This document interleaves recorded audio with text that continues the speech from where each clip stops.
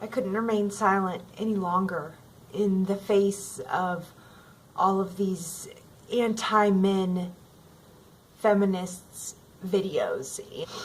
Let's start off by saying that men alive today had absolutely nothing to do with the sins of men in the past. Most men are not rapists or abusers or want to keep women down in any way, and they should not be forced to pay for or suffer for what happened in the past just because they happen to be born a man.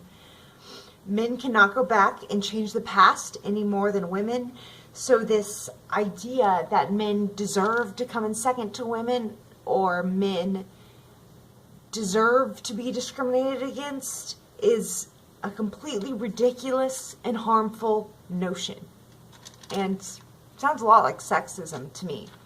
So let's start out with that, because there are a lot of women who believe that because of what men have done to women in the past, that men today should pay for it, and that's wrong. It's just completely wrong. So we wanted to start out by saying that. Okay, and so let's jump right into it. Sexism against women no longer exists in the United States on a legal or socially acceptable level.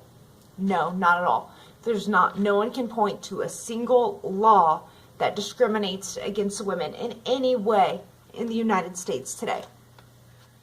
Okay, so the wage gap that says that women only make 75 cents for every dollar men makes, that doesn't exist either. The statistics they point to in order to validate the wage gap theory is completely wrong. That study took all women's salaries in the United States and all men's salaries in the United States and then compared them completely, and that does not take into account that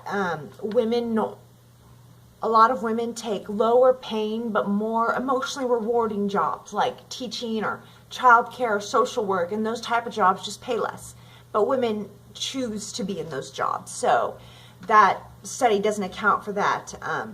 The study also does not account that 49% of women decide to stay home for at least a year, for any amount of time once they have children and once they have a family in order to be there for that.